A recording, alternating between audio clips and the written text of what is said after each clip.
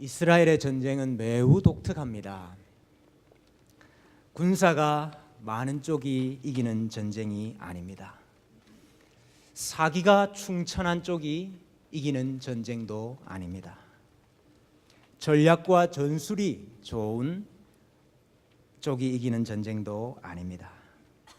이스라엘의 전쟁의 승패는 하나님께서 이스라엘과 함께 하시느냐 그렇지 않느냐에 달려 있습니다. 이스라엘의 전쟁에서 승리하기 위해서 할 수 있는 일이 무엇이냐? 그것은 하나님이 우리와 함께 거하시도록 하나님을 잘 모시고 하나님과 화목하고 하나님과 함께 사는 것입니다. 이 사실이 우리에게 많은 것을 새롭게 이해를 하도록 합니다. 이스라엘에 있어서 가장 중요한 군인이 누군가? 이스라엘에 있어서 가장 중요한 군사가 누군가? 힘이 센 장수? 활을 잘 쏘는 사람? 이스라엘에서 가장 중요한 군인은 제사장과 레위인입니다. 제사장과 레위인. 왜냐하면 하나님께서 이스라엘과 함께 거하시느냐 아니냐가 전쟁의 승패를 좌우하는데, 이스라엘 가운데서 하나님을 모시는 자들이 누구냐면 바로 이 제사장들과 레위인들이기 때문인 것이죠. 제사장들은 하나님을 가장 가까이에서 모시는 사람들입니다. 하나님께 제사를 하고 분향을 하고 등대에 불을 밝히고 또 떡과 잔을 진설을 하는, 하나님을 가장 가까이에서 모시는 자들이지요. 만약에 제사장들이 제사에 실패했다 그러면은 그것은 하나님께서 그들 가운데 거하실 수가 없게 되는 것이고 이스라엘의 군대에게는 필패의 요인이 되는 것입니다. 엘리의 두 아들이었던 홈리와 비느하스가 하나님의 제사를 멸시했을 때에 하나님께서 그들을 떠나셨지 않습니까? 그리고 이스라엘은 여지없이 블레셋에게 패했던 것입니다. 제사장들은 승패의 핵심적인 역할을 맡은 군사들입니다. 오늘날로 말하면 특전사라 할까요? 특공대라 할까요? 중요한 역할을 맡은 군인입니다. 레위인들은 또 어떻습니까? 하나님께서 성막에 거하시죠. 그런데 그 성막을 설치를 하고 그 성막을 걷고 또 그 성막과 그 안에 있는 모든 기구와 부속품들을 운반을 하고 관리하는 사람들이 바로 레위 사람들이었습니다. 하나님께서 진군을 하시는데 옆에서 수종을 들고 있는 사람들이 레위 사람들이다 이것이지요. 그래서 최고 지휘관의 부관이라 이렇게 말할 수 있겠습니다. 성막 사방에 진을 치고 외인이 함부로 접근을 하면은 죽일 수도 있는 사람이 레위 사람이었습니다. 근위대라 할까요? 또 경호부대라 할까요? 그런 사람들이 레위 사람들입니다. 또 성막에서 제사장들을 도와서 봉사하는 자들이 레위인들이죠. 제사장과 레위인들이 가장 중요한 군인들이라 이렇게 말할 수 있습니다. 여러분, 또 이스라엘의 전쟁에서 가장 큰 대적이 누구일까요? 이스라엘의 전쟁에서, 이스라엘이 하는 전쟁에서 가장 큰 대적이 누구일까요? 힘이 센 대적입니까? 활을 잘 쏘는 대적입니까?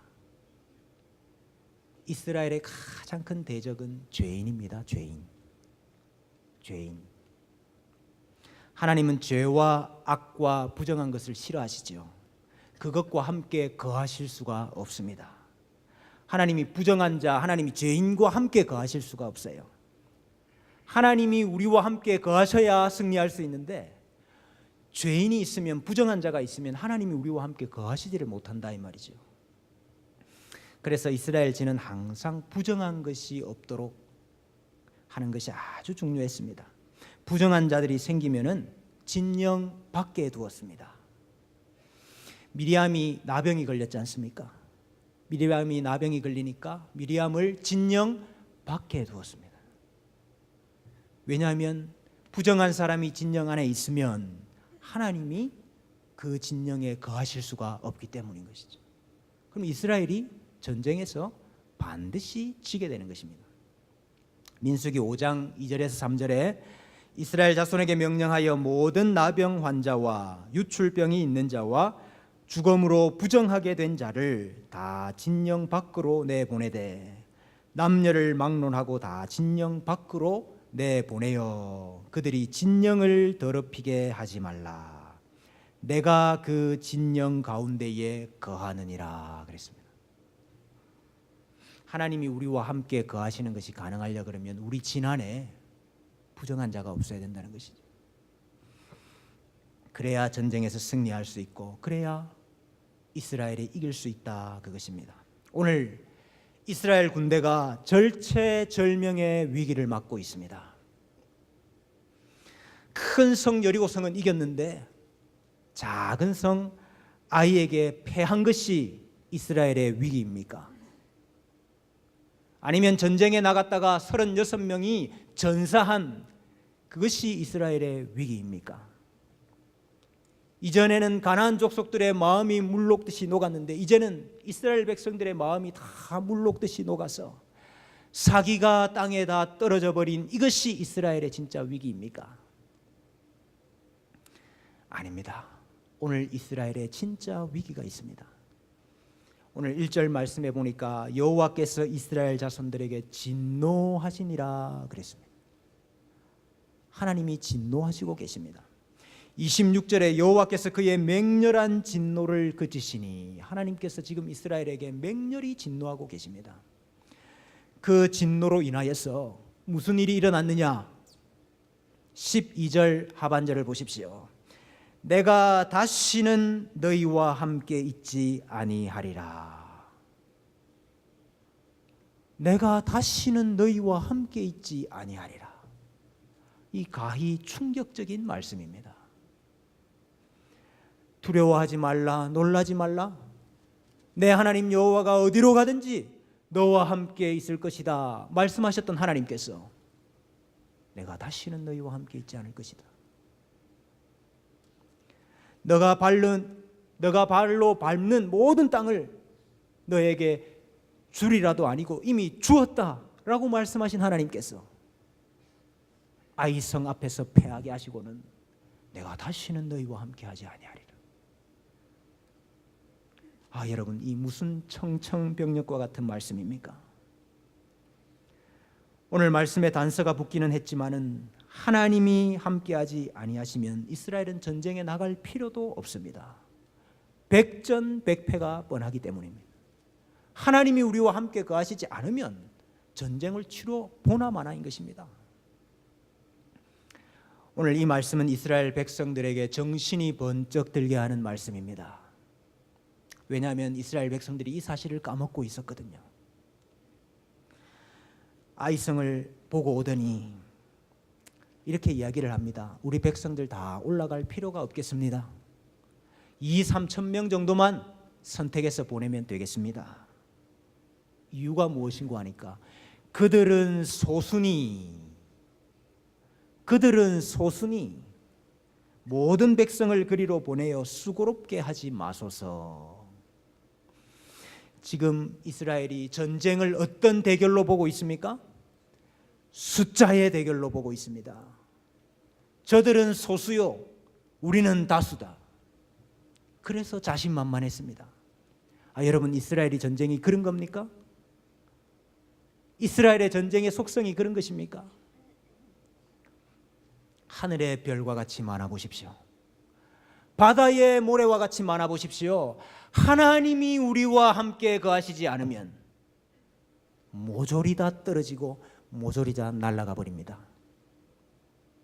하나님이 우리와 함께 하시느냐, 이것이 전쟁의 승패를 좌우하는 것인데 지금 이스라엘 백성들이 그것을 잊어버리고 우리가 다수다 이겁니다.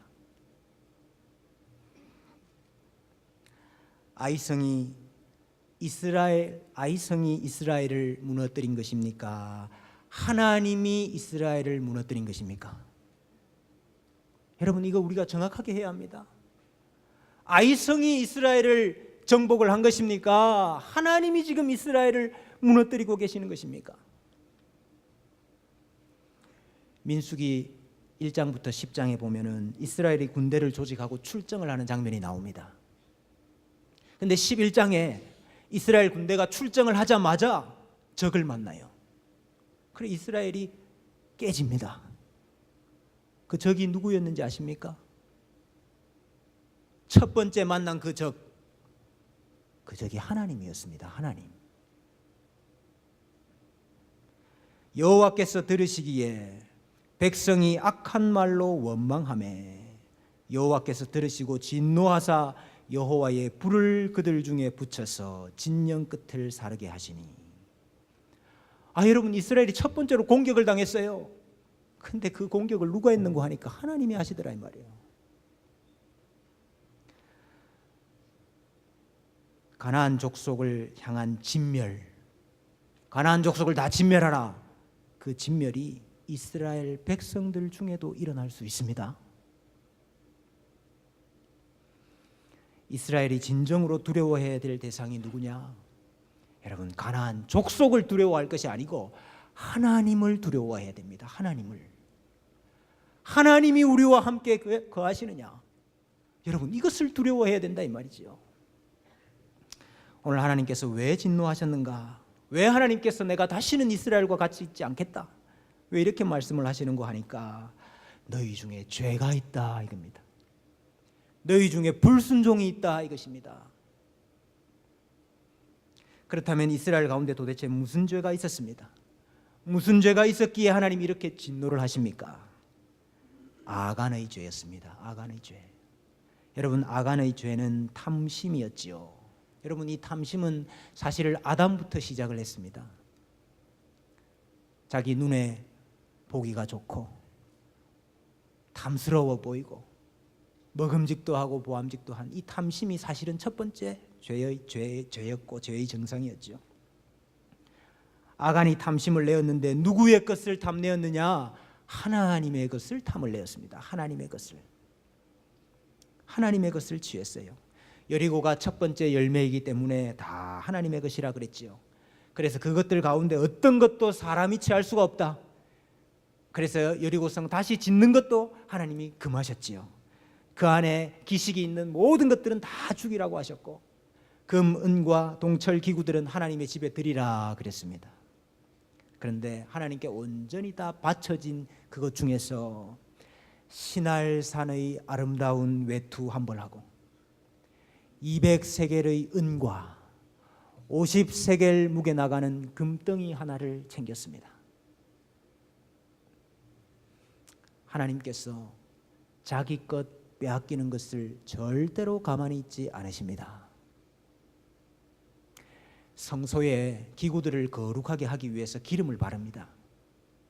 그 기름을 어떻게 만드는가 하니까 향과 기름을 특별한 방법으로 섞어서 그 제조 방법이 특별합니다.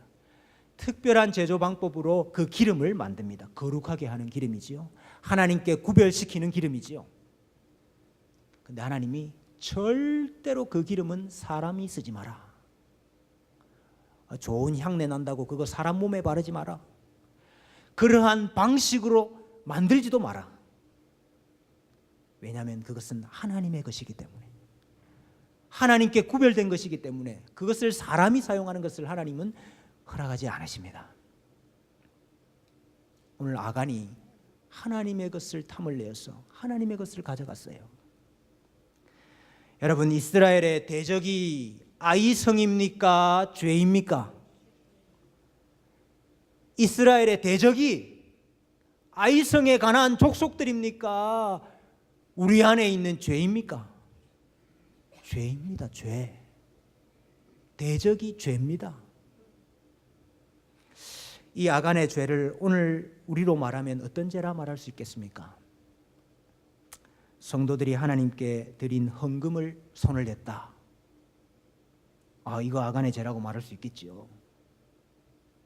근데 여러분 비단 헌금뿐이겠습니까? 고린도전서 6장 19절 이하에 이렇게 말씀하고 있습니다. 너희 몸은 너희가 하나님께로부터 받은 바 너희 가운데 계신 성령의 전인 줄을 알지 못하느냐? 너희는 너희 자신의 것이 아니라 값으로 산 것이 되었으니 그런즉 너희 몸으로 하나님께 영광을 돌리라 그랬습니다. 여기 우리 몸이 누구의 것이라 그랬습니까? 우리 몸이 우리의 것입니까? 우리 몸이 하나님의 것이랍니다. 하나님께서 값을 주고 너는 내 것이라 샀다는 것입니다. 우리가 하나님께 구별된 자입니다. 우리가 하나님의 것으로 구별된 자입니다. 구별을 시켜놓고 지금 뭐 하신다 그러지요? 성령의 전이라. 하나님이 너희 가운데 거하신다 이거예요. 여러분, 우리 몸을 우리가 원하는 대로 사용하는 것, 이거 아간의 죄 아닙니까? 하나님의 것을 내 것으로 알고 내 원하는 대로 사용하는 것, 이거 아간의 죄 아닙니까?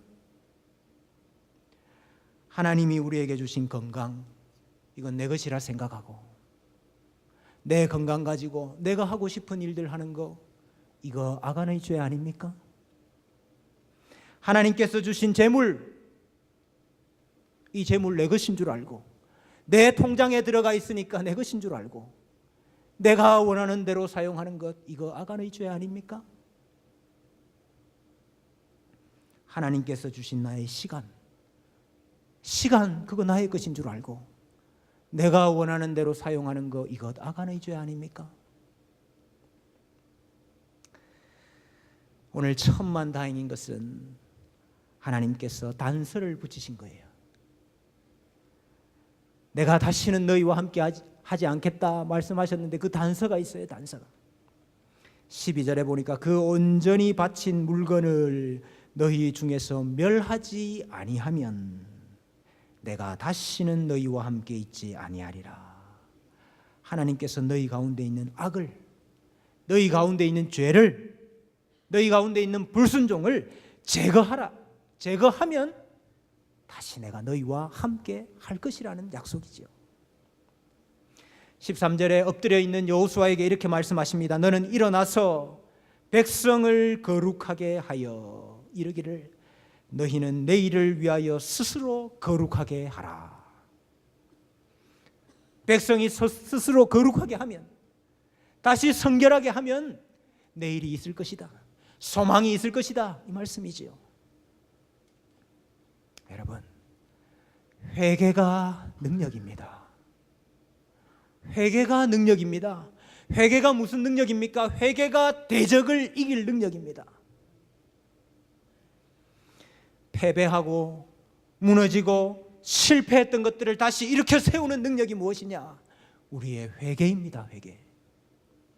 우리의 죄를 없이 하는 것입니다. 우리에게 있는 부정한 것을 없이 하는 것입니다. 1907년 1월 14일 날 저녁 집회 시간이었습니다. 길선주 장로가 회중들 앞에 나와서 이렇게 고백을 했습니다. 나는 아간과 같은 자입니다. 나 때문에 하나님께서 축복해 주실 수가 없습니다. 1년 전에 내 친구 중에 한 사람이 임종시에 나를 자기 집으로 불렀습니다. 길장로, 나는 이제 이 세상을 떠나는데 내 남아있는 재산을 당신이 좀 정리해 주시오. 웬고하니까 내 아내는 셈을 잘 못해서, 계산을 잘 못해서 정리를 못합니다. 그래서 이 길장로님이 내가 잘 돌보아 드릴 테니까 염려하지 마십시오, 그렇게 대답을 했습니다. 그러나 미망인의 재산을 관리하던 중에 미화 100불, 미화 100달러 상당의 금액을 사치를 했습니다. 나는 하나님의 일을 방해해온 사람입니다. 내일 아침에 그 돈 전액을 미망인에게 돌려드리겠습니다, 이렇게 나와서 고백을 했습니다. 여러분, 나는 아간과 같은 사람입니다 하는 이 길선주 장로의 회개가 마치 뇌관에 불을 붙인 것처럼 청중들에게 성령 하나님이 임하시는 계기가 되었어요. 그래서 여기저기서 일어나서 자신의 죄를 공개적으로 회개하고 참회하고 통회하는 역사가 일어났어요. 여러분, 그 사건으로 인해서 1907년 평양 대부흥이 일어난 것입니다. 평양이 성령의 도시로 바뀌었습니다. 여러분, 죄를 회개할 때 하나님이 우리 가운데 오실 수가 있습니다. 죄를 회개할 때 하나님이 우리 가운데 오셔서 하나님의 역사를 이루실 수가 있습니다. 죄를 회개해야 임마누엘이 가능합니다. 여러분, 우리의 실패한 것이 어떻게 회복이 될 수 있습니까? 우리의 무너진 것이 어떻게 다시 세워질 수 있습니까? 우리의 패배한 것이 어떻게 다시 회복이 될 수가 있겠습니까? 여러분, 패배의 이유가 어디 있지요? 우리 패배의 이유가 어디 있지요? 외부에 있는 거 아닙니다. 아이성에게 그 이유가 있는 게 아닙니다. 이 사람이 이렇게 하고 저 사람이 저렇게 했기 때문이 아닙니다. 이 사람 때문이 아니고 저 사람 때문이 아니고 패배의 이유도 승리의 이유도 하나님께 있습니다. 이유가 하나님께 있습니다. 하나님이 우리 가운데 거하시면 승리요, 하나님이 우리 가운데 거하시지 않으면 필패인 것입니다. 여러분, 그러므로 하나님이 우리 가운데 거하시도록 우리는 죄를 없이 해야 합니다. 죄를 도말해야 합니다. 회개해야 합니다. 회개가 능력입니다. 회개가 대적을 이기는 능력입니다. 여러분, 내 삶에 작은 것 하나라도 나의 것인 줄 알고 내가 원하는 대로, 내 욕심대로, 내 탐심대로 사용한 것이 있다면 여러분, 회개하셔야 됩니다. 그래야 하나님이 여러분 인생 가운데 역사하실 수가 있어요. 그래야 여러분 가정 가운데 하나님이 역사하실 수가 있습니다. 우리가 가진 것 하나라도 우리의 것인 줄 알고 하나님께 드리기를 인색해 하고 하나님께 바치면서 살지를 못했으면 그거 회개해야 됩니다. 그래야 하나님이 우리 교회 가운데 역사하실 수가 있습니다. 성령 하나님께서 오늘 우리 심령과 마음 가운데 회개와 통회하는 역사를 이루어 주실 줄로 믿습니다. 우리 가운데 이 마음을 허락해 주셔서 회개하고 통회하고 죄를 없이 하는 우리에게 하나님께서 새로운 기적의 역사, 무너진 것들이 다시 세워지는, 패배한 것들이 다시 승리하는 역사를 이루어 주실 줄로 믿습니다.